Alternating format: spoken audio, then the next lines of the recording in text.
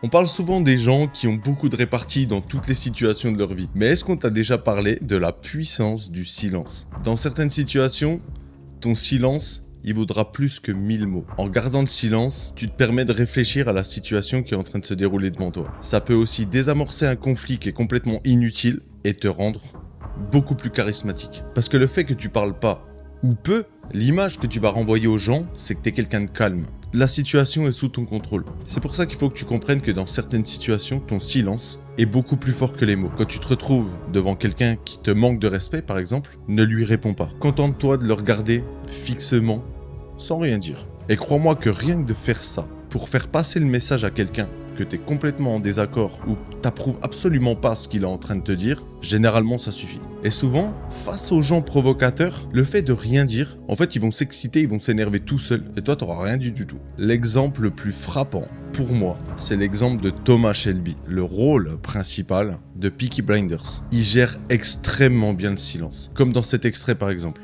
You said you wanted men called Shelby. You got 3 of them. Right, I never heard of you. And then I did hear of you, some little Diddy Coy razor gang. I thought to myself, so what? But then you fucked me over. So now you have my undivided attention. By the way, which one am I talking to? Who's the boss? Well, I'm the oldest. Clearly. Are you laughing at my brother? Right, he's the eldest, you're the thickest. I'm told the boss is called Tommy, and I'm guessing that's you, because you're looking me up and down like I'm a fucking tart. I want to know what you want. There were suspicious betting patterns at Kempton Park, a horse called Monaghan Boy. He won by a length twice and then finished last, with £3,000 bet on him. Which one am I talking to? Which one of you is the boss? I'm Mr. Kimber's advisor and accountant. And I'm the fucking boss, okay? Right, end of parley. You fixed the race without my permission. You fucking gypsy scum. What, live off the war pensions of these poor old Garrison Lane widows? That's your level. I am Billy Kimber. I run the races, and you fixed one of them, so I'm going to have you shot against a post. Mr. Kimber.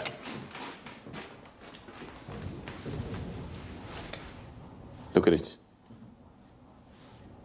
That is my name in it. It's from the Lee family. You need help. Together we can beat them. Divided, maybe not. I admire you, Mr. Kimber. You started with nothing and built a legitimate business. It would be an honor to work with you, Mr. Kimber. Nobody works with me. People work for me.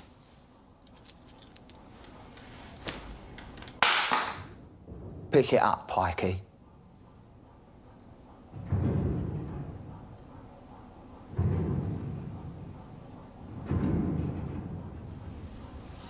Il a une façon d'utiliser le silence qui est complètement frappante et qui montre à quel point cet outil peut être ultra puissant quand il est bien utilisé. Moins tu parleras, plus tes paroles auront de la valeur. C'est aussi une preuve, comme on l'a dit avant, que tu gères la situation. Dans l'extrait qu'on a vu par exemple, on voit bien que Billy Kimber, il fait le malin, mais il gesticule beaucoup. Il va s'énerver assez facilement. Il fait un peu le prouveur en essayant de mettre en avant sa notoriété. Donc forcément, pour appuyer ça, il va un peu hausser le ton et parler beaucoup plus que Thomas Shelby. On a l'impression dans cet extrait que Thomas Shelby, il est un peu dépourvu par rapport à la situation, mais on comprend petit à petit avec finesse qu'en fait, il est en train de complètement manipuler Billy Kimber en disant « Oh, regarde, moi je suis calme, détends-toi ».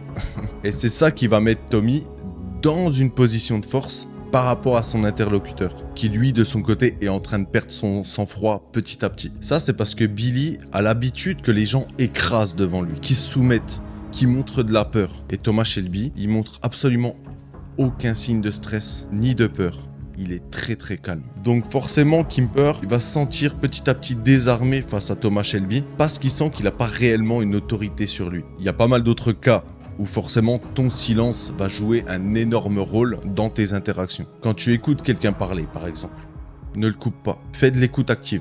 L'écoute active, que ce soit pour closer un client dans le monde professionnel ou en séduction, est un outil extrêmement puissant. Parce que ton silence, à ce moment-là, va démontrer à la personne que tu as en face de toi que tu es en train de réellement prêter attention à ce qu'il est en train de te raconter.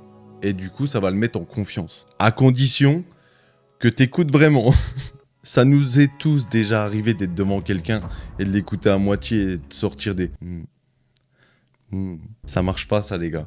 C'est pas ça l'écoute active. Et ça se ressent en plus quand on n'est pas vraiment attentif. Comme j'ai commencé un petit peu à l'expliquer avec l'exemple de Thomas Shelby, généralement la personne qui va essayer de monopoliser la discussion, elle cherche à concentrer l'attention sur elle. Alors déjà c'est chiant, et en plus on sent bien qu'il y a un manque à combler quelque part.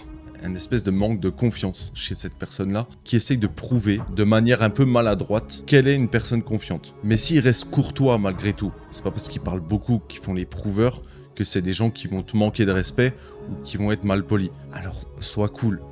C'est pas très grave en soi. D'ailleurs, si tu te reconnais un petit peu dans ce que je suis en train de dire, je vais te donner un tips qui va fonctionner à tous les coups. Il est terriblement efficace. Et bien sûr, tout le monde peut le faire. C'est pas destiné uniquement aux personnes qui ont peu confiance en elles. La prochaine discussion que tu auras ne dit rien du tout. Fais uniquement de l'écoute active et écoute attentivement ce que la personne en face de toi va te dire. Et ne parle que si ton interlocuteur ou ton interlocutrice te pose une question ou te demande ton avis sur quelque chose en particulier. Ouais, parce que si tu fais que pas parler, tu vas paraître très bizarre.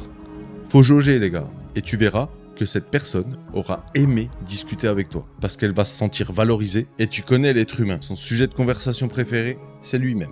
Alors le mec ou la nana que t'avais en face de toi, naturellement, elle aura passé un bon moment, juste parce que t'auras parlé le moins possible, et tu l'auras laissé débiter ce qu'elle avait à débiter. Est-ce que tu sais que même quand tu es seul, un bon silence peut vraiment t'aider à récupérer de ta journée, et même te permettre de trouver des solutions aux petits problèmes que tu vas rencontrer au quotidien. Ça peut s'apparenter à de la méditation, mais en moins poussé, en plus simple à réaliser. C'est quand la dernière fois que tu t'es retrouvé dans un vrai silence. Pas de musique, pas de télé en fond, vraiment le pur silence. Selon certaines études, rester quelques minutes dans le silence tous les jours, ça aurait énormément de bienfaits. Réduction du stress, boost de créativité, moins d'irritation, et ça laisse place aussi à ta voix intérieure. Donc du coup, tu vas pouvoir faire un petit point avec toi-même. Et ça, c'est cool. J'ai commencé à méditer il y a peu de temps, mais je dois t'avouer que d'après l'expérience de certaines personnes, le ressenti qu'ils ont à moyen long terme, ça a l'air d'être un truc de fou pour la créativité et pour le bien-être et pour justement souffler. Et j'en suis pas à ce stade-là. Je suis pas encore au moyen terme, donc au long terme encore moins. Mais je vais expérimenter ça et je vais voir vraiment ce que ça donne. Parce que c'est vraiment quelque chose qui m'intéresse à voir avec le temps. Après, si tu te sens pas d'aller jusque-là, d'essayer la méditation pure et dure, essaye de te trouver rien que 5 minutes dans ta journée, peu importe quand, de te retrouver dans un calme plat. Je sais que c'est compliqué de se retrouver dans un calme plat. Au quotidien, il y a du bruit partout. Mais essaye de faire un maximum. Quitte à mettre un casque sur les oreilles ou sans musique, sans rien, mais vraiment essaye de t'isoler 5 minutes et t'essayes de voir s'il y a des bienfaits sur toi ou pas. Généralement, tout le monde a des bienfaits sur le silence. De toute façon, toute expérience est bonne à prendre. Bon, t'as compris. Ton silence a plein de bienfaits et le silence a plein de bienfaits. Que ce soit pour déstabiliser quelqu'un qui est complètement mal luné, ou pour gagner en charisme, ou tout simplement pour ton bien-être mental, ce serait quand même con de pas utiliser sa puissance. Alors qu'il te suffit juste d'avoir le regard confiant dans certaines situations, et simplement ne rien dire. Pas mal, non? Très simple, mais terriblement efficace.